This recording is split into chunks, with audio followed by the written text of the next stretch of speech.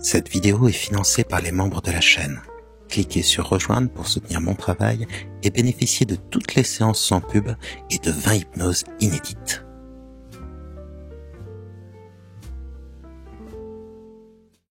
Bienvenue dans Empathie, un podcast de Benjamin Lubzinski avec des hypnoses pour rêver, des interviews inspirantes.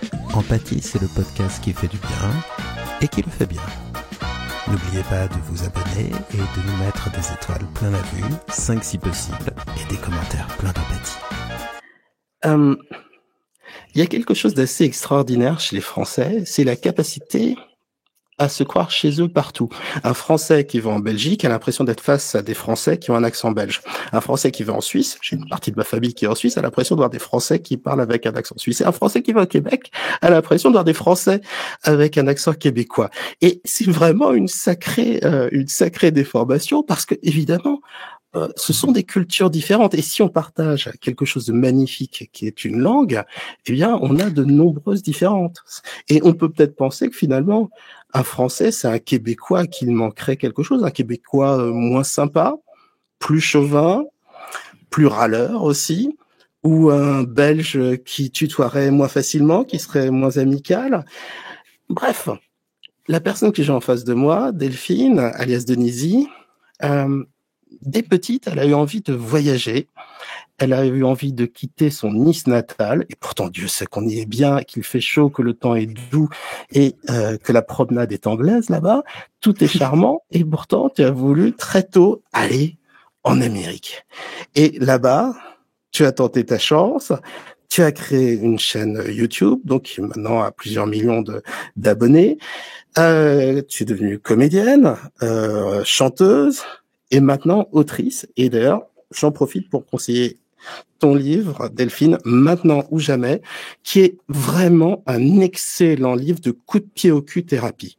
C'est-à-dire que si vous vous sentez bloqué dans votre vie, vous êtes un peu insatisfait, mais qu'en même temps, vous procrastinez, vous osez pas vraiment y aller, c'est un livre qui vous prend par la main, qui vous fait faire un bilan dès le départ pour voir ce qui ne va pas et qui vous pousse à sortir de votre zone de confort. Je crois que le terme que tu utilises le plus, Delphine, dedans, c'est zone de confort. Donc, Delphine, bonsoir. Je suis vraiment ravi que tu sois là. Salut, merci. Et ce qui est assez marrant, c'est que j'ai découvert ta chaîne il y a très très longtemps parce que j'avais des patients québécois et je voulais un peu mieux comprendre le Québec. Et comme tu venais de t'y installer, je regardais ta chaîne et tu parlais des différences culturelles et je trouvais ça très sympa. Et j'ai appris que tu avais aussi regardé ma chaîne à l'époque. Donc finalement, on faisait peut-être la même chose en même temps. C'est ça. Et la première question que j'ai envie de te poser, c'est vraiment le mot sortir de sa zone de confort. L'expression sortir de sa zone de confort, c'est le mot qui revient le plus dans ton bouquin. Ouais. Pourquoi? Et est-ce que c'est ton leitmotiv? Est-ce que c'est ton slogan? Mon slogan, non. Pas à te ficher la paix. Est-ce que c'est mon leitmotiv, mon slogan? Je dirais que non. Par contre, c'est ce qui illustre bien la manière dont j'essaye de vivre ma vie depuis pas mal d'années maintenant. Et j'ai réussi à mettre un terme qui existait déjà là-dessus et qui est justement la zone de confort en tant que telle. Moi, mon leitmotiv et ce qui me motive principalement, c'est une citation et une phrase que une de mes amies à l'époque, j'étais très jeune quand même, adolescente, m'avait dit.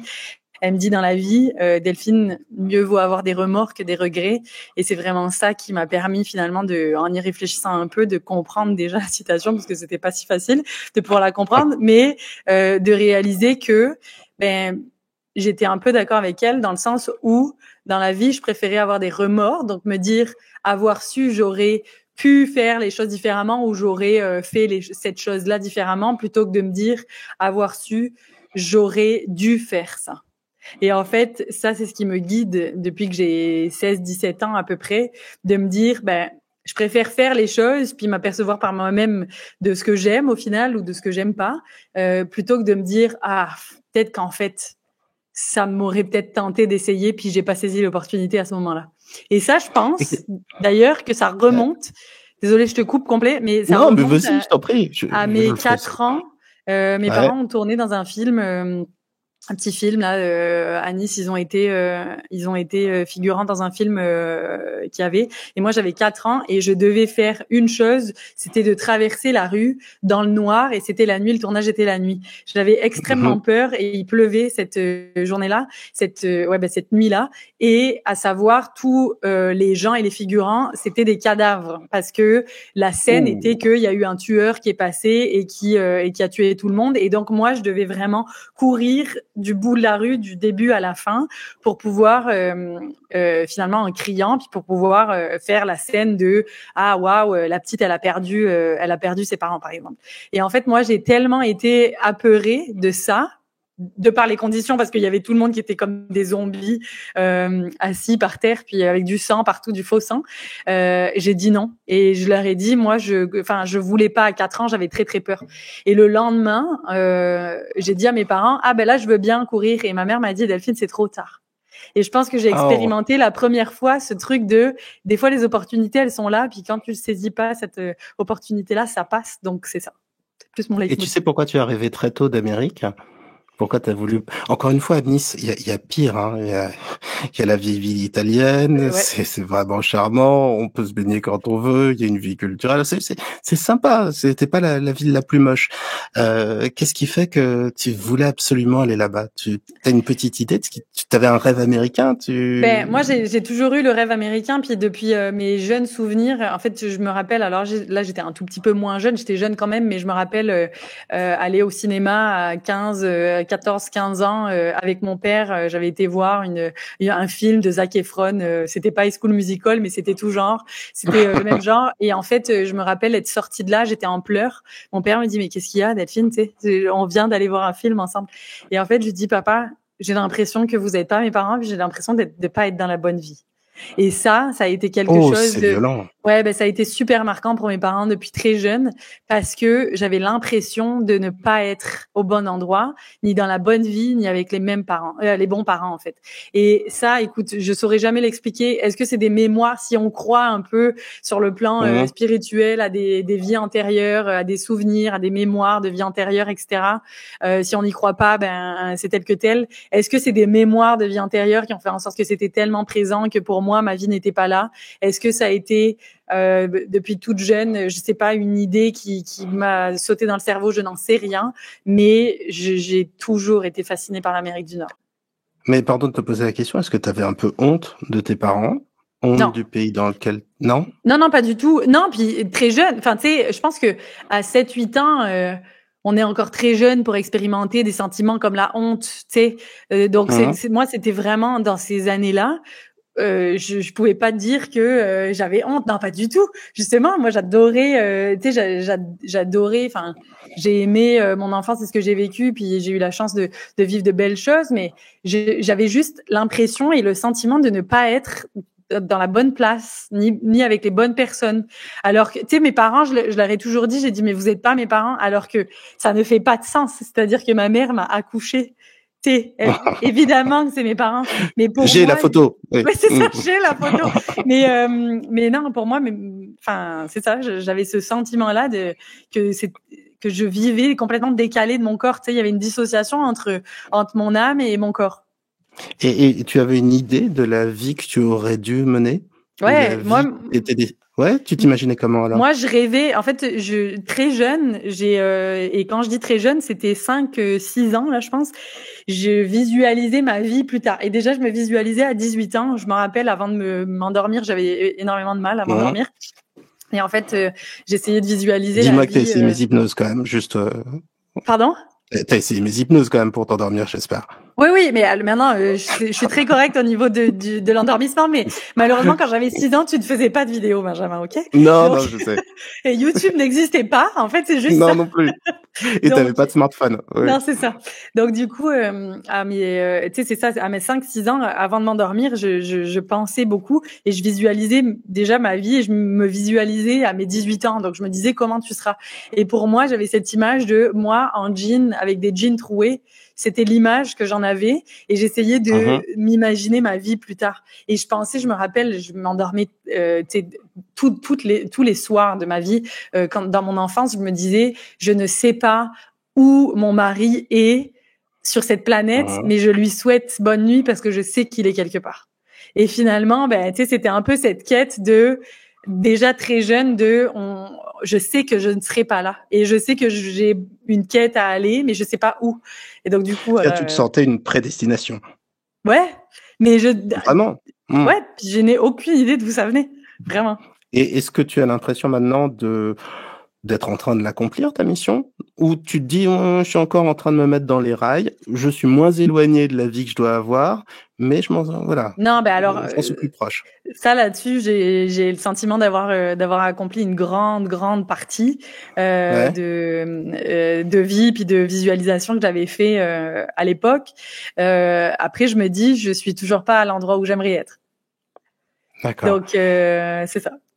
T'as pas été déçu? Parce que, tu sais, parfois on s'imagine un avenir extraordinaire, un métier extraordinaire, puis quand on est en train de le faire, on se dit, ah bah, c'est que ça, finalement.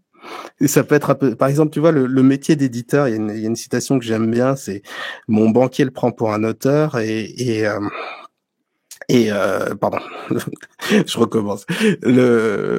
L'éditeur, le banquier le prend pour l'auteur et l'auteur le prend pour un banquier. Et quand on fait un boulot d'éditeur, c'est un boulot qui est assez ingrat par plein de côtés. Alors on imagine Woody Allen, on imagine New York, on imagine travailler sur de grands textes, et puis bien souvent on est juste en train d'enlever les coquilles, de vérifier qu'il n'y a pas une lettre qui dépasse à gauche ou à droite, de voir combien de temps il va falloir pour publier un livre. Est-ce que le rêve, une fois que tu l'as saisi, il était à la hauteur de est-ce que tu as pu vraiment le savourer? Est-ce que tu as l'impression, est-ce que tu te sens à ta place, ou est-ce qu'il y a eu quand même une petite déception? Pardon, c'est pas pour chercher la petite bête, hein, mais. Ah non, il y a pas. Non, mais j'adore. Merci pour ces questions. Tu sais, moi, j'ai jamais eu d'attente. C'est-à-dire que je savais que je voulais être comédienne et je l'ai su à 25 ans. Donc, tu sais, je l'ai quand même su assez tard, mais je savais que je voulais être comédienne, mais je n'avais aucune attente sur la forme ni sur le résultat. Donc, quand t'as pas d'attente, tu peux pas être déçu. Donc, j'ai jamais été déçue de ce que j'ai vécu, de ce que je vis et de la réalité de ce que c'est, parce que c'est les choix que j'ai faits qui m'ont amené là. Et j'ai la profonde conviction que n'importe qui est capable de créer sa vie et la vie qu'il souhaite.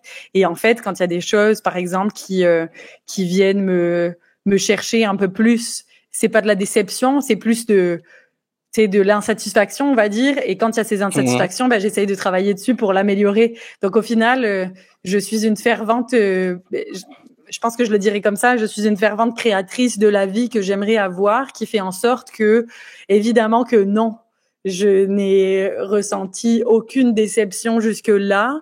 Mais, tu sais, encore là, attends, c'est très grand ce que je dis, aucune déception. Bien sûr, je suis déçue par des gens, par des attitudes, par des situations. Mais c'est un combat joyeux, quoi, en quelque sorte. Oui, mais ça avance, ça bouge, ça te plaît. Ouais. Mais je pense que tant et aussi longtemps qu'on est dans l'endroit qui nous fait plaisir, et dans l'endroit, c'est pas nécessairement physique, c'est dans l'endroit psychologique aussi, qui nous fait plaisir et dans lequel on sait pour la raison pour laquelle on se lève le matin. Puis ça, c'est vraiment important. Si vous savez pourquoi vous vous levez le matin, et si vous savez et si vous avez envie de vous lever le matin pour faire ce que vous allez faire dans la journée, c'est déjà le signe que vous êtes sur le bon chemin. Si ce n'est pas le cas, c'est qu'il y a quelque chose qui va pas dans votre vie, vraiment. C'est bon. Je pense que c'est assez peu répandu. Hein. Si dans le chat vous voulez dire si vous avez cette impression le matin d'aller au travail ou de vivre une journée à laquelle vous adhérez, dans laquelle vous vous sentez bien, dites-le. Si c'est pas le cas, dites-le également. Je pense que finalement c'est les gens qui arrivent à avoir cette impression d'accomplissement sont assez rares. Une chose aussi, je notais, là, je me disais, je te remercie d'avoir parlé de cette sensation que tu avais quand tu étais enfant, parce que des bizarreries comme ça, très troublantes, qu'on peut avoir dans notre existence, on en parle finalement assez rarement. Ouais. Alors, bien souvent, elles n'ont pas, alors, chez toi, ça a eu un effet massif, mais chez la plupart des gens, ça va pas plus loin, ça reste une sorte de parenthèse. Mais j'en citerai plusieurs. Il y a l'impression de déjà-vu, par exemple, qui peut être extrêmement troublante. Il y a cette impression qu'on peut avoir, pareil dans le chat, hein, s'il y a certains d'entre vous qui l'ont déjà eu, l'impression, par exemple, quand on voit des proches, sa famille, tout d'un coup, d'être face à des étrangers, ou d'être face à un décor, pas forcément parce qu'on fait de la déréalisation. Il y a les rêves lucides dont on parlait avant le début de l'interview, et c'est des moments finalement qui sont très vite effacés. Pour certains, ça devient l'objet d'une croyance spirituelle. Pour d'autres, c'est une interrogation. Mais c'est vrai que ces bizarreries, ce côté irrationnel de la vie qui surgit, c'est pas quelque chose dont on parle souvent, et c'est quelque chose dont on parle très peu dans les cultures occidentales. Ouais. C'est-à-dire que si tu prends des cultures plus traditionnelles, les rêves vont être interprétés, les rêves vont avoir de l'importance. On va croire aux signes, on va croire à ces choses qui sont assez mal tolérées dans notre culture. Ça veut pas dire que c'est une bonne chose que d'y aller à fond. J'ai pas d'avis dessus. Je suis complètement apolitique. Mais simplement, c'est vrai que ces bizarreries, on en parle assez peu souvent, alors que ça nous arrive tous. Toi, t'as connu d'autres moments comme ça dans ta vie, des sortes de bizarreries qui t'ont interrogé, sachant que celle que tu nous as présentée, pour le coup, cette sensation, elle était existentielle et essentielle pour toi. Ouais, moi j'en ai eu plein. J'en ai une qui me vient à l'esprit. J'avais peut-être 17-18 ans à l'époque. Moi, je fais juste dire mon âge là, depuis tout à l'heure, mais en fait, on s'en fout quel âge j'avais. Mais bref, ça me permet de me situer sur ma timeline de vie. Donc, aux alentours de 17-18 ans. Donc, c'était l'année dernière ou il y a 2 ans. Voilà, c'est ça. C'est très bien. Aux alentours de 17-18 ans, à peu près, je me rappelle. Tu t'imagines que moi, à l'époque, quand tu avais 17-18 ans, j'en avais encore 15. Hein. J'étais jeune à l'époque. Ouais. Non, ben, il y a des gens qui nous écouteront sans l'image, donc ils pourront croire ce qu'ils veulent. Et donc, tu avais 17-18 ans, excuse-moi. C'est ça. Et je me rappelle avoir dit à ma mère, je dis maman, j'ai l'impression de vivre en dehors de mon corps. J'en parlais un petit peu plus tôt, mais là, j'avais vraiment le sentiment que chaque jour passait, mais que je me voyais vivre. C'est-à-dire que je me voyais sur un autre, tu sais, comme en anglais, en third person, là, en troisième personne. Je me voyais vraiment au-dessus de moi-même, puis vivre de manière 100% robotique. J'ai réussi à découvrir cette année ce que c'était, et que c'est un réel symptôme la déréalisation, c'est ça. Ouais, c'est ça, puis de dissociation. Mais c'est ça, j'ai eu ça plusieurs fois dans ma vie, et maintenant ça me permet d'être consciente que quand c'est ça, c'est que ça va vraiment pas. Donc c'est le moment de consulter puis de prendre soin de soi quand ça arrive. Carrément. Est-ce que je peux prendre juste 2 secondes et faire une parenthèse sur ce que sont la déréalisation et la dépersonnalisation? Quand on est extrêmement stressé, le corps s'anesthésie. Alors, si ça se fait sur le long terme, ça s'appelle une dépression. Si ça se fait assez vite, ça s'appelle un burn-out. Et si ça se fait d'une manière extrêmement radicale, à un point que finalement, on est coupé de ses émotions, coupé de ses sensations, eh bien, on appelle ça de la déréalisation, de la dépersonnalisation. On pourrait croire que les deux vont ensemble, mais parfois on peut avoir simplement la déréalisation, c'est quand on a l'impression que le monde est faux, factice. C'est une impression, c'est-à-dire intellectuellement, on se dit que c'est pas vrai, mais on le ressent comme faux, comme s'il était fait de carton en quelque sorte. Et la dépersonnalisation, c'est quand la sensation de soi-même fait qu'on a l'impression d'être dans un rêve, d'être factice de l'intérieur. Et cette sensation, on le retrouve par exemple dans la nausée de Sartre, pour ceux qui veulent se démoraliser et surtout à ne pas lire pour ceux qui font de la déréalisation. La nausée de Sartre, ça décrit dans le détail ce phénomène-là. Et ce qui est extrêmement perturbant, et c'est pour ça que je disais que ces expériences hors normes, elles peuvent avoir un intérêt, elles peuvent avoir aussi un intérêt culturel. C'est-à-dire que quand tout d'un coup, vous êtes face à votre vie et que vous dites, mais attends, les choses sont peut-être fausses. On vit peut-être dans une illusion, mais qu'est-ce que c'est que le monde? Qu'est-ce que je suis? Qu'est-ce qui prouve que j'existe? Est-ce que j'existe encore? Est-ce que je suis pas finalement une sorte de rêve emporté par le vent? C'est très troublant, mais ça ouvre, alors, c'est pas agréable à vivre, il faut s'en débarrasser bien vite, on est d'accord, mais ça ouvre je veux dire, t'es obligé de te poser des questions philosophiques à ce moment-là. Je crois que t'es d'accord avec moi, Delphine. Ouais, puis par contre, ça dépend à quel âge on le vit. Tu sais, moi, exemple plus jeune, j'avais moins d'ouverture philosophique là-dessus. J'étais en train d'étudier la philosophie, donc tu sais, je pouvais moins expérimenter des questions d'introspection, etc. Mais oui, c'est sûr que si ça arrive, puis plus tard ça arrive. Enfin, tu sais, quand on grandit, qu'on est adulte, effectivement, ça peut emmener sur de longues réflexions. Ouais. Est-ce que tu as d'autres expériences étonnantes que tu as faites au cours de ta vie? Les crises d'angoisse, je les ai pas citées parce que j'y ai pas pensé au départ, mais c'est vrai que ça fait aussi partie des sensations extrêmement troublantes qu'on peut avoir dans la vie, qui sont hors normes. T'as eu d'autres expériences, pas forcément des expériences douloureuses, mais étonnantes. Non, crise d'angoisse, pas vraiment. J'en ai rarement fait, et en fait, j'essaye d'être alerte à ça. J'en ai arrêté chez certaines personnes, mais moi-même peu expérimenté.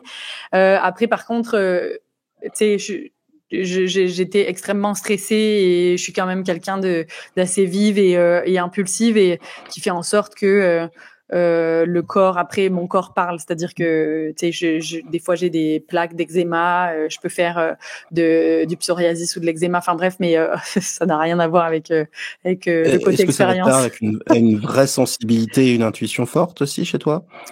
L'eczéma? Non, enfin, est-ce que c'était un tableau je le souhaite à personne, l'eczéma. C'est lié au stress, mais tel que tu me décris, vu ta profession, le fait que tu écrives, les échanges qu'on a pu avoir, j'ai du mal à imaginer que tu ne sois pas très sensible. Oui, je suis extrêmement sensible. Voilà. Et c'est ça, j'ai de l'intuition aussi de manière générale, mais c'est ça. Ouais. Mais je ne pense pas qu'on puisse lire le futur en regardant les taches d'eczéma pour voir à quoi ça ressemble. Non, c'est ça. Sinon, j'adorerais ça. Hein. Je serais millionnaire à l'heure actuelle. Tu ferais de l'exémomancie. C'est ça. Ce serait c'est un nouveau rite. C'est mieux que la pruritomancie qui est un peu moins propre. Est-ce que tu vois, t'as quand même deux philosophies qui sont très différentes. T'as Oscar Wilde, c'est toujours pratique quand t'as besoin d'une citation, t'as toujours une citation d'Oscar Wilde qui traite quelque part, et il dit pour être heureux, baisse tes attentes. Ouais, c'est vrai. Toi, c'est l'exact contraire. Oui et non. Ne te fais pas d'attente. Par contre, visualise loin. Tu sais, pour moi, je me dis, faut avoir une bonne visualisation de ce qu'on souhaiterait obtenir, mais n'aie pas d'attente. C'est-à-dire que, parce que les attentes va faire en sorte que, à mon sens, on risque de vivre tout le temps malheureux. Si on a des attentes sur tout et n'importe quoi. Mm-hmm. Si tu t'attends à ce que l'année prochaine, tu puisses avoir une augmentation d'au moins 1 000 € sur ton salaire, si tu fais rien pour le changer, je veux dire, tu vas être déçu. Et puis tu vas être déçu un sacré bout de temps parce que ça arrivera pas, tu sais. Mais par contre, tu peux visualiser le fait de vouloir une augmentation de salaire de 1 000 €, mais ne t'attends pas à ce que ça arrive sans changement. C'est surtout ça. Et donc, c'est là où n'aie pas d'attente de manière générale, mais vise loin. Tu sais, cette citation qui dit vise la lune parce que même en cas d'échec, t'atterris toujours dans les étoiles, c'est un peu ça, là. Oui, ou tu tombes dans le ravin, mais oui. Benjamin, enfin.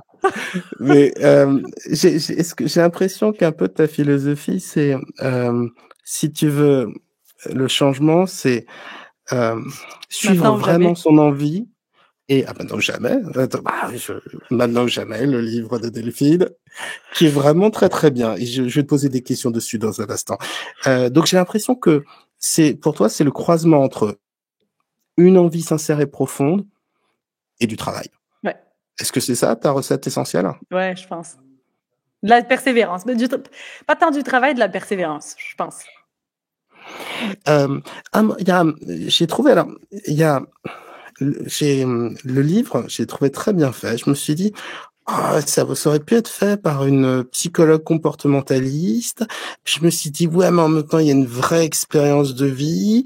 Et puis, à un moment, quand tu parles de visualisation, je t'ai trouvé plus dans la spiritualité. J'ai trouvé que c'était à la limite de la prière. Alors, ça veut pas dire que la prière marche ou quoi que ce soit, mais est-ce que c'est un peu comme ça que toi tu le vis? C'est-à-dire, est-ce que ta visualisation, c'est un peu une sorte de prière que tu te fais et que t'espères suivre, quoi? Ah, pas du tout. Alors pas du ça, tout? non, vraiment pas. Ouais, non. La visualisation, c'est quelque chose qui a été quand même prouvé scientifiquement. J'ai pas l'étude là, mais il y a des études qui ont été menées là-dessus, qui fait en sorte que, tu sais, imagine être au volant d'une voiture avec les yeux bandés. Si tu sais pas où tu vas, là, tu peux aller n'importe où. Donc, imaginez-vous être, là, on va tomber dans une séance d'hypnose. Salut, fermez les yeux. Non, pas du tout. Mais, et si vous faites cette expérience pour de vrai, choisissez une Tesla plutôt. C'est moins dangereux. mais je te suis pour l'instant, Delphine. Alors, c'était pas une critique méchante que je faisais, mais c'est ce moment de la visualisation. J'ai eu l'impression que c'était quelque chose de beaucoup plus personnel et t'en as parlé plusieurs fois. Et je me demandais à quel point ça avait de l'importance pour toi. Pardon si je me suis mal exprimé. Non, puis c'est parfait. Je l'ai compris comme ça, donc merci de repréciser. D'accord. Donc, tu sais, pour moi, c'est vraiment, enfin, c'est ça. Imaginez-vous sur un parking vide, un immense parking, au volant d'une voiture avec les yeux bandés et appuyez sur l'accélérateur parce que vous devez avancer. Mais tu sais, il y en a qui vont avoir le côté prudent et avancer doucement, mais tu sais, les mains, tu sais pas comment les mettre, enfin, tu sais pas où aller parce que finalement, t'as pas tant de chemin à suivre. Et donc, il y en a qui vont accélérer d'un coup puis qui vont finalement finir par se prendre quelque chose avant de enlever le bandeau puis de voir son chemin. Moi, le tableau de visualisation, c'est un petit peu ça. C'est que je trouve que dans la vie, on n'a jamais réellement appris à avoir une vision de ce qu'on aimerait, de ce qu'on souhaiterait. C'est plus la vision par défaut qu'on a de ce qu'on nous enseigne puis de la société. C'est-à-dire que, tu sais, à l'école, on nous dit, parfait, là, tu es à l'école. Donc, quand tu commences à avoir conscience en tant qu'enfant que tu es à l'école et de ta vie puis du monde qui t'entoure, ben, finalement, tu te retrouves là, t'as pas le choix. Et donc, t'es là à l'école et on te dit tu dois étudier pour avoir des bonnes notes pour avoir un travail. Mais techniquement, tout ça est imposé. Et finalement, le tableau de visualisation vient vraiment être un exercice qui fait en sorte que ça se déclenche chez moi, ok, parce que je parle avec les mains, je m'excuse. Vraiment, il y a des effets qui se déclenchent sur mon écran. Tu pétilles naturellement. Pour ceux qui n'auront pas l'image, il y a des sortes de feux d'artifice qui se sont déclenchés derrière Delphine. C'était assez magnifique. Je suis jaloux. Et donc, du coup, c'est ça, la visualisation, c'est plus, tu sais, enfin, à mon sens, c'est pas quelque chose de spirituel pour moi, c'est vraiment juste un exercice pour être capable d'avoir et de mettre au plat, finalement, et au clair, la direction qu'on veut prendre dans la vie. Et c'est juste communiquer avec notre cerveau en disant, ben, finalement, pourquoi je me lève tous les matins? Donc, si tu vois une plage tous les matins en face de toi, c'est sûr qu'à un moment donné, ton cerveau va faire des choix pour aller devant cette plage parce que c'est ce que tu vois tous les jours. Mais si on n'a pas ça, ben, à mon sens, ça ne sert à rien de dire, ah ouais, mais moi, j'aimerais vivre au soleil, j'aimerais vivre au soleil. Oui, d'accord, tu le dis, mais tu fais quoi pour ça? Puis tu le visualises comment, tu sais, ton soleil? Est-ce que c'est un soleil au bord d'une plage ou est-ce que c'est un soleil en haut d'une tour? Enfin, tu sais, bref. Donc, oui, en ou gros, est-ce que tu visualises la plage pour finalement mieux t'autoriser à rester dans le nord de la France, là où il pleut, quoi. Hein. Parfois, parfois t'as une sorte de rêve pour te permettre de rester là où tu te trouves. Ouais. Bah, évidemment, moi, ça me fait penser à de l'hypnose et je suis très sensible à ce que tu dis. C'est vrai que il faut, et c'est assez compliqué, mais l'hypnose permet d'avoir un accès plus facile à ça. Sentir ce que l'on veut et la visualisation, mais finalement, ça nous met dans un état modifié de conscience. C'est certainement de l'auto-hypnose ou d'autres vont appeler ça de la sophrologie, d'autres vont appeler ça de la méditation ou peu importe. Eh bien, finalement, en le peignant avec comme couleur ses envies, ses émotions, on n'est plus dans un langage intellectuel et conscient, on est dans quelque chose de plus inconscient. Et c'est certain que plus on va s'en imprégner et plus on va y adhérer et plus nos actes vont avoir tendance à aller plus facilement, on va dire, dans cette direction. Ça n'enlève pas le boulot, ça n'enlève pas les échecs, ça n'enlève pas les déconvenus, et ça n'empêche pas que de temps en temps, on puisse complètement se planter. Mais pour reprendre Sénèque, hein, qui est, après Oscar Wilde, le meilleur pourvoyeur de citations, à celui qui ne sait pas où il va, il n'y a jamais de vent favorable, bah, je crois que pour toi, le cap, c'est ce que permet de faire la visualisation. Ouais. Un truc qui me casse les pieds dans les bouquins de développement personnel en général, et donc pas dans le tien, évidemment, c'est que ils sont en général d'un creux. Vous pouvez ouvrir les pages, vous criez dedans et vous entendez l'écho. Hein. C'est infernal. Et vous prenez un livre et vous pouvez ensuite le photocopier et vous obtiendrez 10 fois le même. C'est terrifiant. C'est terrifiant. Moi, j'avais vu ça, par exemple, sur le sommeil. J'ai lu plein de bouquins avant d'écrire le mien. Je me dis, c'est la même chose que dans le livre précédent. C'est encore la même chose. Et puis, c'était jamais axé solution. C'était plutôt, on vous parle du problème, on l'analyse, on voit les causes, et puis à la fin, il y a un petit chapitre qui vous dit, vous pourriez tenter ceci ou cela. Et ton livre, c'est le contraire. Ton livre, il commence dès le départ par une invitation à l'action. Ouais. Et il n'est qu'un travail permanent sur soi d'un bout à l'autre. Mais attention, c'est pas un cahier d'exercice, parce qu'il y a aussi les cahiers d'exercice, ça c'est très à la mode, vous savez, c'est dessine un chaton et dis où tu voudrais te voir dans 10 ans. C'est pareil, ça c'est creux. Non, t'as réussi à avoir un très bon équilibre et il y a beaucoup de contenu. Donc ma question est, comment as-tu fait pour amasser tout ce contenu et l'ordonner en quelque chose de très cohérent? Tu parles d'une méthode. Ouais. Ça m'a fait penser un peu à Alan Carr, qui avait fait une méthode sur la cigarette, parce que il avait un peu le même genre de logique, pas avec des questionnaires, mais l'idée c'était de te transformer de fumeur à non-fumeur dans ta tête, et il le fait sur toute la distance. Alors ça marche avec certaines personnes, et puis ça marche pas du tout avec d'autres, mais là, tu prends par la main moi, n'importe qui, et il y a vraiment beaucoup de contenu. Comment t'as fait pour amasser tout ça? Sachant que officiellement, tu n'es pas psychologue, tu as fait des études de mode, de conception Internet, tu es devenue youtubeuse, chanteuse, comédienne, autrice. Mais dedans, il n'y a pas... Ah, ici, je crois que tu es formée à l'hypnose, c'est ça ou Ouais, j'ai fait une technique en hypnose, ouais. Ah, c'est trop cool. Mais malgré tout, t'es pas psychologue. Non. Comment t'as fait pour mettre du contenu là où souvent il y a surtout du vide? Alors, C'était un beau compliment, hein, soit dit en passant. Ouais, merci beaucoup. Long, c'était un vrai compliment. Merci beaucoup, vraiment. Je le prends puis je l'accepte. Donc ça c'est trop cool. J'ai toujours voulu, je voulais plus jeune, soit être avocate, soit être psychologue. C'était mes choix numéro 2 parce que comédienne n'était pas une option pour moi réaliste. Et donc j'ai toujours été fascinée par les gens. Dans le chat, il y a juste des gens qui demandent c'est quoi le nom du livre, c'est Maintenant ou jamais. Bref, aparté. Oui. Maintenant ou jamais, et c'est chez Michel Lafon. Michel Lafon, ouais. Et vous le trouvez mais absolument partout, sur Amazon, la Fnac, les libraires et dans toutes les librairies. Et si à un moment vous avez un éclair rose qui vous rentre dans les pupilles, c'est Maintenant ou jamais. C'est ça. Voilà, c'est lui. Et donc, j'ai toujours été fascinée par les gens. Et en fait, très jeune, depuis toute petite, j'ai toujours observé avant d'agir. C'est-à-dire que j'avais vraiment ce besoin-là d'analyser, d'observer et d'essayer de comprendre finalement comment les situations se passaient et d'essayer de comprendre comment aussi les gens, en grandissant, comment les gens pensaient. Et donc, j'ai un côté analytique qui est quand même très développé, qui fait en sorte que autant je suis impulsive et donc des fois, tu sais, ça peut aller très vite quand je passe à l'action. C'est-à-dire qu'en une demi-seconde, je peux prendre une décision puis on y va. Que autant quand c'est des choses que j'ai besoin d'analyser, j'ai besoin d'avoir des choses concrètes à ma position puis à portée de main pour pouvoir y aller.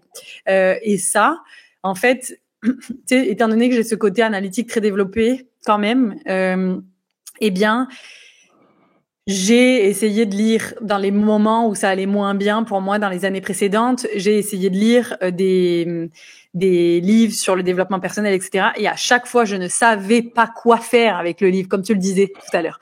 C'est-à-dire que je lisais, puis pour moi, il me manquait l'aspect concret et il me manquait ouais, parfait, très bien, la théorie, je la comprends, mais en pratique, je fais quoi?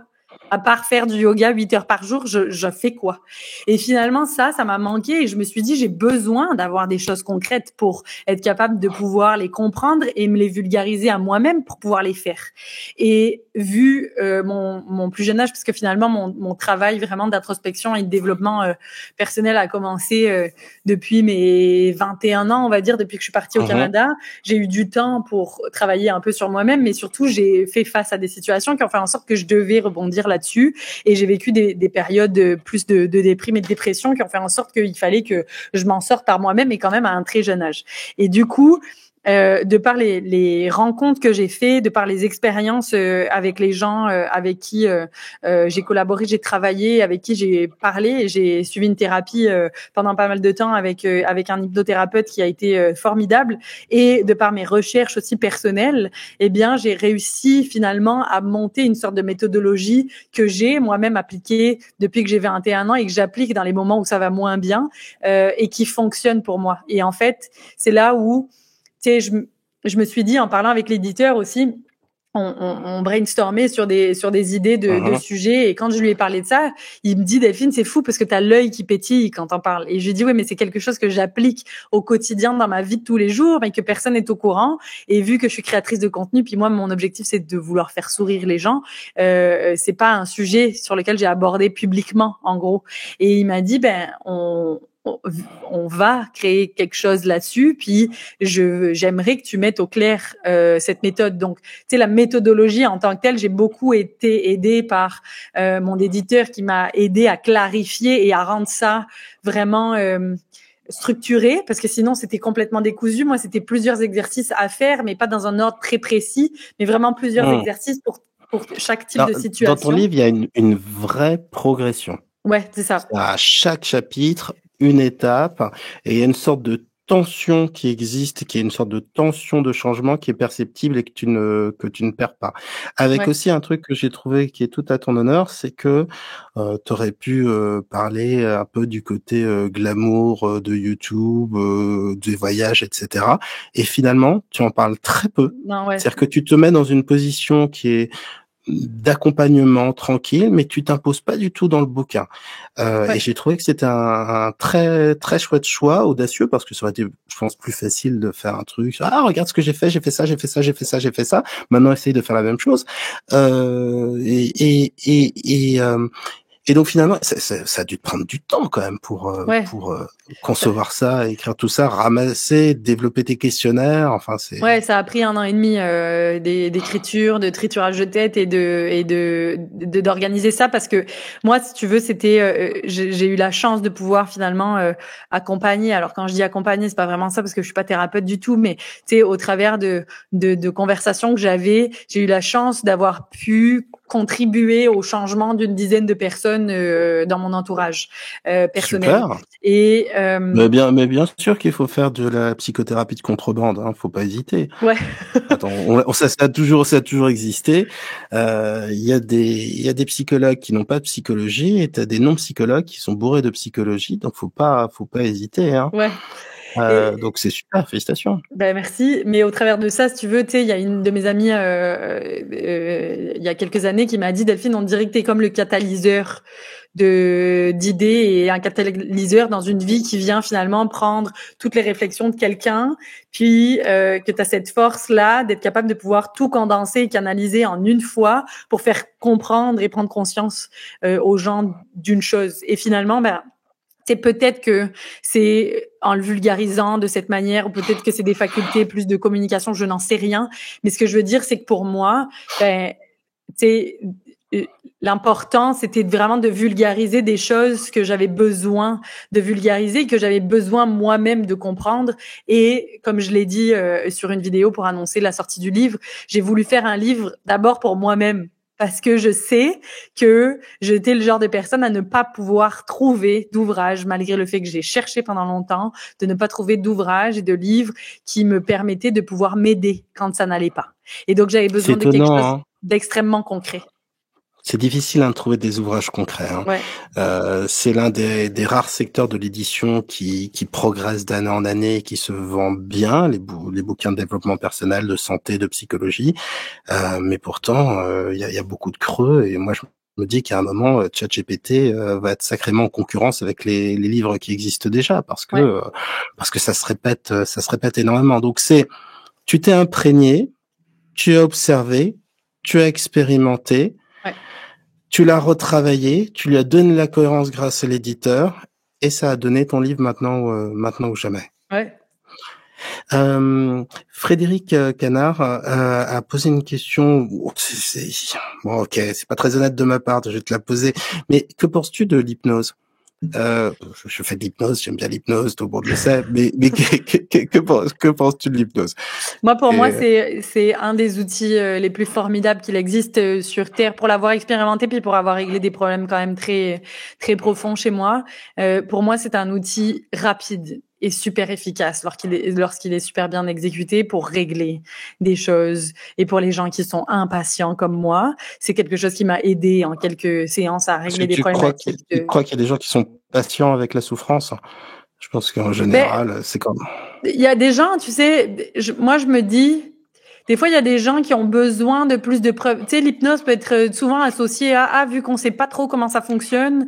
Et moi, j'étais ce genre. Hein. Vu que l'hypnose, je ne savais pas comment ça fonctionnait, j'ai voulu faire une technique d'hypnose pour apprendre à comprendre si tu veux, le côté scientifique derrière, puis comment ça fonctionnait sur le cerveau. Un bon petit côté analytique. Hein. Oui, très analytique. J'ai besoin de comprendre les choses pour être capable de l'assimiler. Mais tu vois, j'ai fait ma technique en hypnose avant d'aller voir un hypnothérapeute, par exemple. Mais je trouve que c'est l'outil le plus merveilleux pour régler des choses super rapidement. Vraiment. À mon sens, ça ne sert à rien. Et ça, c'était un avis très, très personnel, attention.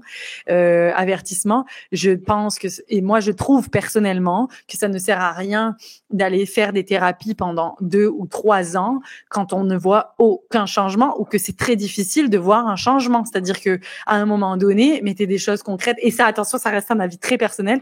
Mettez des choses concrètes. Alors, il est pas personnel, Delphine, je le partage. Donc, on est déjà à 2. Donc, ce qui fait qu'on est dans une écrasante majorité dans cette interview. J'y souscris à 100%. C'est vrai, la psychothérapie fait partie des rares choses pour lesquelles on n'exige pas un résultat.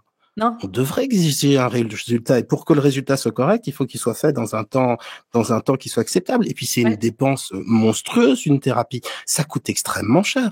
Donc il faut en avoir pour son argent et pour la douleur qu'on va investir. Donc moi, je suis tout à fait d'accord avec toi et je trouve que c'est une obligation que tous les psys devraient se donner. Il y avait une expérience. Alors, faudrait que je vais être très inexact en la citant. Il va falloir que quand même je me replonge dedans. Ça se passait à New York, je crois, dans les années 70. On avait comparé les gens qui étaient en dépression et qui attendaient d'avoir un rendez-vous chez un psychanalyste et ceux qui étaient en dépression chez un psychanalyste. Parce qu'il y avait à cette époque, il y avait un tel engouement pour la psychanalyse qu'il fallait attendre 2 ans ou 3 ans. Et ce qui était absolument terrible, c'est que les gens qui attendaient un rendez-vous guérissaient davantage de leur dépression que les gens qui étaient en psychanalyse. Ça, c'est un résultat qui fait très très peur. C'est-à-dire que quand tu as quelque chose qui n'a même pas un effet placebo et qui n'apporte pas ne serait-ce qu'un soulagement ou un bien-être, tu te dis à quel moment on s'oblige à être efficace, à quel moment on s'oblige à donner des preuves, quoi. Des preuves que ça marche.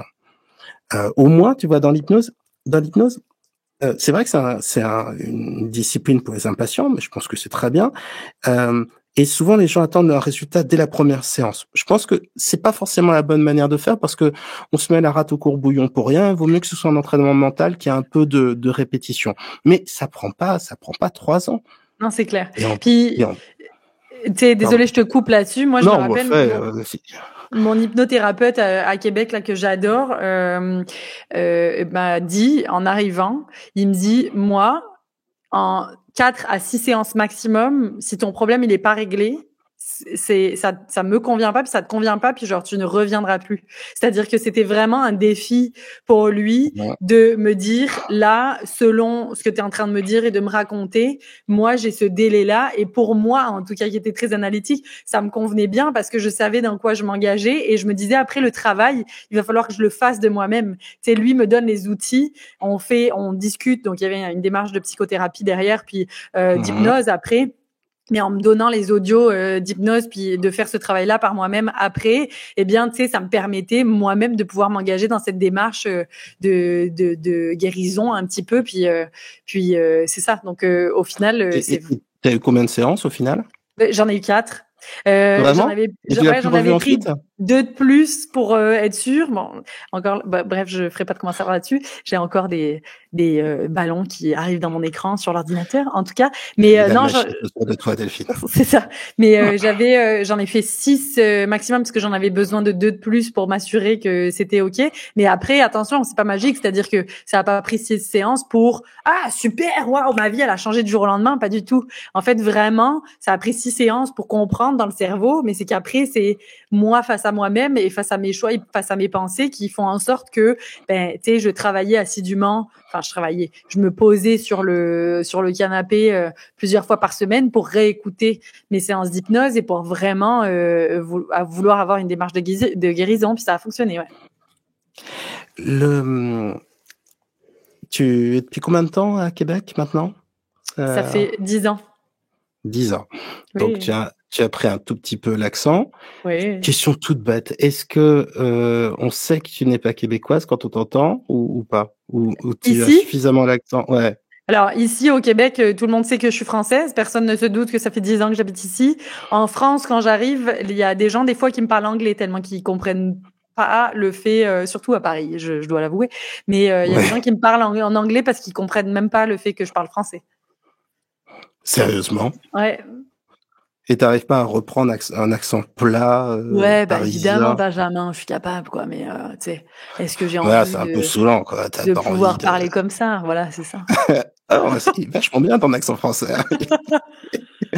Et donc ça c'est en fait c'est venu en toi l'accent, mais ça pas suffisamment pour qu'on puisse te confondre avec une Québécoise. En France, oui. Ah ouais, en France, bon, c'est ça. En France, tout le monde pense que quand t'es québécois, tu parles comme Céline Dion. Donc, on n'est pas une référence sur les accents. Donc, non, mais ici, si je me force un peu, mais tu sais, il faudrait que je modifie mon accent parce que là, je l'ai pas beaucoup. Vous l'entendez probablement, mais je l'ai pas beaucoup. Mais tu sais, je suis capable de parler comme ça. Il est léger, mais tu vois, juste un truc perso. Ma tante est franco-suisse. Elle avait un accent français, rien de plus français. Elle allait en Suisse et au bout d'un an, elle avait un accent suisse plus suisse que les Suisses. Et donc ça peut être un processus qui est progressif ou un petit peu comme ça. Mais donc toi, ça s'est juste un petit peu installé, pas plus.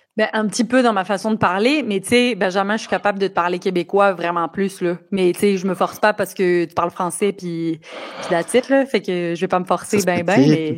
Tu peux apparaître et comprendre. Ouais. Mais tu sais, je peux parler de même toujours, là. Mais c'est juste que là, on est en live puis je parle avec mon vrai accent, là. Mais c'est ça. Je peux parler de même, si tu veux. Moi, j'ai plein de préjugés sur les Québécois, c'est moche à dire, des stéréotypes et tout ça. J'ai tendance à considérer que les Québécois sont beaucoup plus sympas, beaucoup plus respectueux, beaucoup plus gentils. J'ai eu la chance d'aller 3 fois au Canada et j'ai toujours été surpris en revenant en France. Je me disais, oh mon Dieu, ce qu'on n'est pas friendly. Oh mon Dieu, ce qu'on conduit comme des dingues. C'est par exemple le truc qui m'avait choqué au départ, c'est que je te l'avais déjà raconté, mais c'est que quand tu traverses au Canada, peu importe où, la route, s'il y a une voiture à 500 mètres, elle s'arrête. Mm-hmm. Mais à Paris, on fait pas ça. À Rome, on fait pas ça. Il y a vraiment une gentillesse. Alors, est-ce que cette gentillesse, ce sont les yeux d'un touriste, ou est-ce qu'il y a vraiment quelque chose comme ça qui est précieux et qu'on retrouve? Non, il y a vraiment quelque chose comme ça. C'est vraiment, tu sais, les gens, je pense, sont très civilisés. Attention, ça peut être super péjoratif. Non, mais ils ont une conscience. Tu as le droit de dire que la France n'est pas civilisée. Moi, je m'en porterai pas mal. C'est qu'en fait, ici, il y a une conscience collective. Alors qu'en France, de ce que je remarque en revenant en France, il y a plus une conscience individualiste. Et ça, c'est une grande différence qui fait en sorte que, tu sais, je pense que aussi de par l'histoire du pays, de par la manière dont les choses ont évolué, du fait que ça a été beaucoup d'immigrés qui sont venus finalement créer et fonder à l'époque les États-Unis, le Canada et l'Amérique du Nord. Tu sais, j'ai l'impression qu'il y a eu vraiment un vrai soutien entre les gens qui restent encore. Et donc évidemment, les gens sont beaucoup plus ouvert sur le travail d'équipe, sur la collaboration, sur la pensée collective, qui fait en sorte que c'est réel. C'est-à-dire qu'il y a une vraie différence. Tu sais, quand on va au supermarché faire ses courses, la caissière te regarde puis te dit salut, comment ça va? Oui, c'est étonnant. Quand moi je viens en France, puis tu sais, j'ai cette habitude de hey, salut, ça va? Puis je vais au supermarché, et quand j'arrive chez Auchan par exemple, je dis bonjour, ça va bien? La personne me regarde, puis genre bip bip, elle continue de passer, puis elle me regarde vraiment super bizarrement, puis c'est moi qui paraît débile, tu vois. Non, mais c'est vrai que c'est des changements culturels, mais qui parfois aussi, moi j'habite à Rouen, par exemple, la différence entre l'amabilité à Rouen et à Paris, elle est flagrante. Ouais. Quand tu vas à Rouen, les gens sont plus souriants, ils te disent bonjour, ils te disent je vous en prie quand t'as dit merci, alors que ce que tu me décris, tu sais que les Auchan, Carrefour, Intermarché, je dis plusieurs marques comme ça, je sais pas si on est obligé de respecter la loi là-dessus, mais comme ça au moins j'ai la conscience tranquille. Il y a ce qu'on appelle le SBAM. SBAM, c'est l'obligation de la caissière, c'est sourire, bonjour, au revoir, merci. Ok. C'est-à-dire que finalement, c'est tellement peu intuitif parfois que ça a été formalisé pour être rendu obligatoire. Donc tu devrais avoir le droit à un SBAM dans la gueule à chaque fois que tu passes, mais non, ça c'est pas forcément. Ouais. Mais tu verras à Rouen, on a un petit côté québécois, on est sympa. Ah ben c'est ça. Mais il y a plusieurs endroits en France. Je pense que tu sais, quand il y a des fortes concentrations de population au même endroit, puis tu sais, c'est plus difficile. Enfin, tu sais, même les gens, quand t'as très peu d'espace autour de toi, avec 80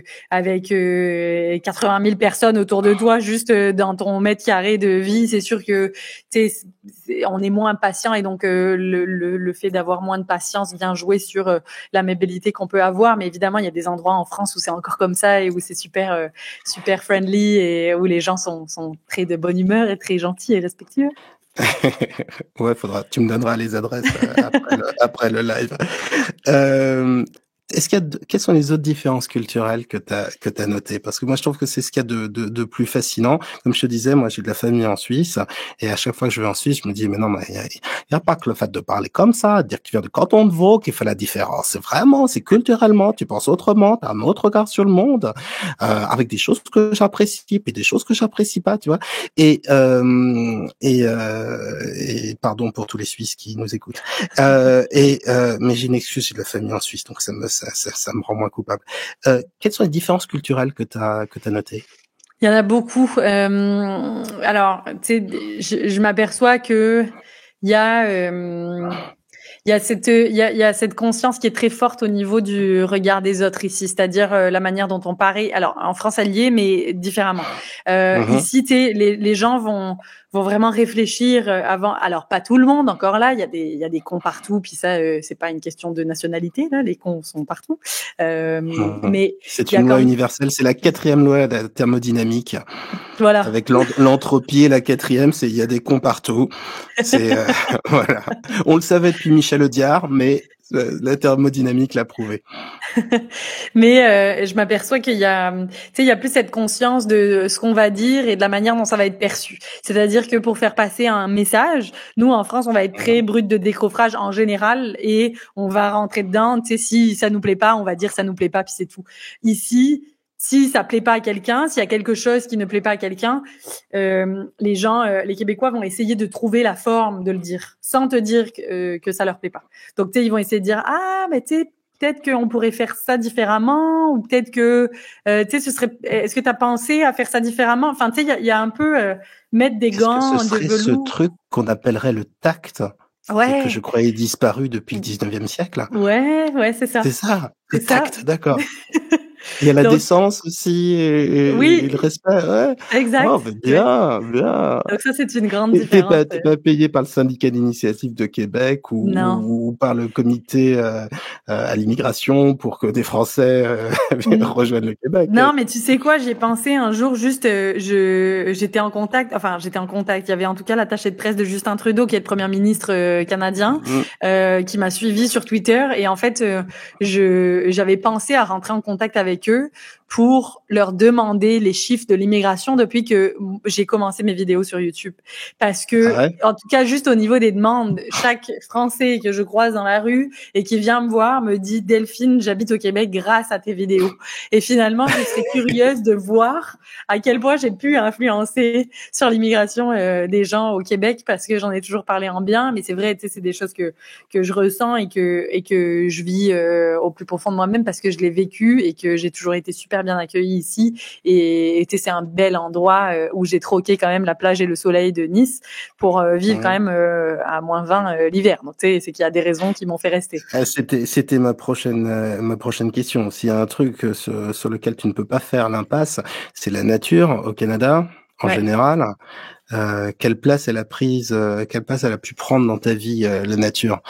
J'aurais toujours pensé, plus jeune, j'aurais toujours pensé que ce que je préférais comme vacances, c'est d'être au bord de la plage, au soleil. Et finalement, je m'aperçois que mes meilleures vacances sont en montagne, dans la forêt, avec personne.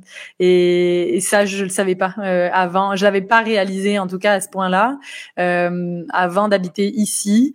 Et tu sais, j'ai eu la chance d'avoir des parents formidables. Enfin, je les ai toujours, ils sont toujours là, mais qui m'emmenaient quand même dans la montagne. On habitait à Nice, et donc à 1h30, il y avait les montagnes, il y avait les stations de ski dans les Alpes. Et finalement, tu sais, c'est vraiment venu forger quelque chose dans ma personnalité qui fait en sorte que c'est des moments de repos. À chaque fois que je reviens au Québec, j'ai l'impression d'être dans un petit chalet. Rien, alors que j'habite en plein centre-ville, mais tu sais, j'ai l'impression toujours d'être dans mon petit chalet. T'étais à Montréal ou t'es à Québec? Québec. Ville de Québec. Ouais. Mais j'ai l'impression toujours d'être dans mon petit chalet, dans mon petit cocon, dans ma petite bulle, parce qu'il y a beaucoup moins de monde, parce que ça brouille beaucoup moins, il y a beaucoup moins de bruit, c'est beaucoup plus calme, la mentalité est beaucoup plus posée, calme, etc. Donc au final, c'est ça, ouais, la nature a pris une grande place. Encore une ou deux petites différences culturelles, juste pour le plaisir. Il y a tout est possible ici. C'est vraiment vrai. C'est-à-dire qu'une très grande différence culturelle, c'est que quand on a une idée... c'est un truc américain, ou c'est un truc canadien, ou c'est un truc québécois? Je te dirais c'est nord-américain, mais tu sais là j'ai pas vécu aux États-Unis, donc je pourrais pas le dire, mais c'est quand même quelque chose de nord-américain, mais qui est typique aussi d'ici, que moi j'ai expérimenté au Québec, qui fait en sorte que tout est possible vraiment. Mais on va te dire ok, c'est une bonne idée. Toutes les idées que t'as sont bonnes, puis on va les prendre et on va essayer de voir ce qu'on est capable de faire avec. Elles sont pas toutes sélectionnées, mais elles sont écoutées, entendues, et les gens t'encouragent ici.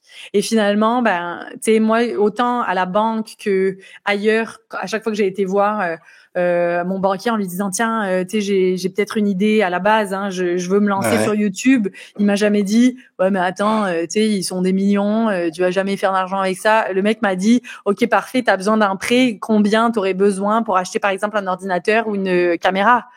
Monsieur Martin du Crédit Agricole de Nice, si vous nous entendez, hein, vous voyez que vous auriez pu lui faire un prêt et vous auriez financé la carrière d'une youtubeuse internationale. Franchement, si c'est pas la honte. Donc il y a vraiment, il y a un côté positif et encourageant. Encore un autre trait qui te touche particulièrement. Ouais, la patience, je pense. Les gens sont très calmes, très posés, très patients. Très, tu sais, justement, on va pas râler, on accepte l'autre tel qu'il est, puis tu sais, on attend dans une file, dans une queue leu là, dans une queue, enfin pas une queue leu, mais dans une queue d'attente, une file d'attente. Les gens sont un derrière l'autre. C'est pas un gros ramassis de personnes et un gros tas de personnes qui essayent de forcer pour passer. C'est vraiment, tu sais, ils sont comme à l'école, c'est-à-dire deux par deux, puis ils attendent. Moi, je suis persuadé qu'il y a dans les mouvements de la foule quelque chose qui peut être très très stressant. C'est-à-dire que quand tu es à Paris, tu es bousculé, les gens vont beaucoup plus vite que par exemple à Rouen, en comparant, et donc tu as une fébrilité, une agressivité qui est dans l'air, qui est manifeste. Ouais. Et j'ai l'impression vraiment que c'est une histoire de trajectoire et de vitesse, et que si simplement on ralentissait déjà, on aurait quelque chose de beaucoup plus paisible. Et toi, ça imbibe inhibé? Tu te sens plus apaisé depuis que... Ouais, vraiment. Tu sais, on me pose souvent la question, est-ce que la France te manque? Est-ce que tu viendrais revivre en France? J'adore la France. Je trouve que c'est un très beau pays pour l'aspect culturel, pour l'aspect vraiment historique, architecture, etc. J'adore. Est-ce que j'y retournerai vivre? Pas du tout. C'est dans les conditions qui sont là à l'heure actuelle, tout le monde est l'un sur l'autre et tout le monde, enfin moi je ressens en tout cas un stress ambiant à partir du moment donné où je mets le pied dans l'avion en direction de Paris-Charles de Gaulle. Les gens sont en panique mondiale alors qu'ils prennent l'avion soit pour rentrer chez eux, soit pour aller en vacances. Et finalement, dès que je pose le pied sur le territoire, c'est hallucinant. Il y a plus de civilité du tout. On te bouscule, on se retourne même pas, on dit même pas merci. Tu sais, tu te fais gueuler à la gueule directement. Et encore là, c'est des expériences que moi j'ai et qui sont dans des très grandes villes. Je sais que c'est différent dans des plus petits villages, mais vraiment, pour moi, jamais de la vie, je voudrais vivre dans un endroit où finalement t'es un sur l'autre et non, c'est ça. Je suis bien ici. J'avais interviewé Églantine Émeillé, qui est une présentatrice, une animatrice française, et elle m'avait dit la chose suivante, elle avait dit, il faut sourire, si vous souriez, c'est contagieux et les gens sourient. Et moi, j'étais pas tout à fait d'accord. Alors, oui, quand on est joli, mannequin, connu, et voilà, ça marche peut-être, mais quand on a la quarantaine bien tassée comme moi et qu'on n'est pas mannequin, et non, ça marche moins bien déjà, et c'est pas si communicatif que ça. Ouais. Qui sait là, t'as déjà eu l'occasion d'aller au Japon ou pas, Delphine? Non, jamais. J'aimerais bien aller découvrir. Quand je suis revenu du Japon, ça a été un choc culturel inversé. C'est-à-dire que quand tu vas au Japon, tu as un respect, une tranquillité, un souci de toi, partout, à tous les niveaux, une envie de bien faire. Donc, pour chaque personne, chaque métier, chaque travail, qui est vraiment, c'est saisissant. Et quand tu reviens en France, bah, tu vois le décalage. Alors, bon, j'adore la France, moi aussi, pour plein de choses, je suis obligé de le dire, je suis franchouillard comme tout, mais c'est vrai que ça m'a fait bizarre, c'est que j'ai eu l'impression de revenir dans un monde qui n'était pas si civilisé que ça. Ouais. Pas aussi civilisé qu'on voulait bien le croire. Deux dernières questions. Est-ce que ce livre t'a donné envie d'en faire d'autres? T'avais fait au départ, je crois, des agendas. Ça, je les ai pas lus. Hein. J'ai lu ton dernier livre, Maintenant ou jamais. Ouais. Est-ce que ça t'a donné envie d'écriture? C'est-à-dire, est-ce que, bon, entre nous, hein, personne nous écoute. Ouais. T'es devenue comédienne, chanteuse, youtubeuse, etc., autrice. Est-ce que ça veut dire que tu es en train de faire un scénario et que tu es en train d'écrire ton premier roman en ce moment? Moi, je déteste lire et donc c'est certain que ça m'a pas donné la piqûre de pouvoir devenir écrivaine, loin de là. Par contre, tu sais, ce que ça a révélé en moi, c'est cette volonté de vouloir, et ça que j'ai quand même depuis quelques temps, mais cette volonté de vouloir aider les gens et de laisser une empreinte positive sur la planète. Donc, tu sais, si ce sera sous forme de livres, de conférences, de d'autres formats, peu importe, mais la réponse à ta question... Avoir un impact presque politique, mais au sens noble du terme, quoi. Ben, quasiment. En tout cas, de répandre du bonheur, puis de faire en sorte que la planète soit un monde meilleur lorsque je la quitterai. Bon, il va te falloir une bonne grosse visualisation, mais Ouais. je te souhaite carrément de réussir. Quand on n'aime pas lire, juste un petit conseil, parce que moi je suis un amoureux de la lecture, les livres audio, c'est magnifique. Ouais. C'est-à-dire, souvent, c'est parce qu'on t'a pas donné le goût dans ton enfance ou que t'as pas rencontré les bons bouquins au bon moment. Et quand t'as quelqu'un qui te fait passer son amour d'un livre par sa lecture, c'est un grand facilitateur, et ça, je trouve ça très très chouette. Et puis, maintenant qu'on sait ce que va être ton combat pour les futures années, si tu devais donner un seul conseil, peu importe, à tout le monde, à n'importe qui, pour changer sa vie, ce serait quoi? Donne-moi juste 10 secondes pour y réfléchir. Là, tu as le droit d'ouvrir les pages pour aller retrouver le chapitre qui te plaît le plus. Non, mais je dirais... Ce qui te semble le plus essentiel, parce que très souvent, on se dit que c'est impossible et on ne fait pas la chose. C'est-à-dire, c'est auto-réalisatoire. Il y a cette phrase qui est très jolie et très connue de René Char: impose ta chance, serre ton bonheur et va vers ton risque. À te regarder, ils s'y habitueront, qui est super connue. Et puis, c'est vrai qu'une fois que tu fais une citation comme ça, essaie de dire un truc intelligent en comparaison après. C'est pas facile. Mais, c'est quoi ton conseil? C'est quoi le truc qui te sert le plus, finalement? Je pense que ça va être celui-ci, c'est que le déclic n'existe pas. J'ai entendu beaucoup trop de personnes autour de moi dire oui, mais c'est pas le moment, j'attends encore, je suis pas prêt, je suis pas prête. Et pour moi, et j'en parle dans le livre, ça n'existe pas. On n'est jamais prêt. On n'est jamais prêt, on sera jamais prêt. Et je pense que le plus grand conseil serait de se mettre dans l'action maintenant, parce que sinon, on le fera jamais vraiment. Et en fait, si on se laisse prendre dans le fait de repousser, de procrastiner en se disant ouais, mais tu sais, exemple, je mange pas mieux maintenant ou je commence pas le sport là parce que c'est pas le moment, par exemple, mais tu vas le faire quand alors? Tu sais, il y aura jamais de meilleur moment qu'aujourd'hui pour pouvoir faire. Bon, je le prends un peu pour moi, mais j'ai la grippe, donc laisse-moi 2 ou 3 jours avant de commencer. Mais c'est vrai que ça me ferait du bien tout ça. Mais c'est très juste ce que tu dis, c'est-à-dire que souvent en gros, si tu t'attends toi-même, tu mourras sur place. Ça, c'est évident.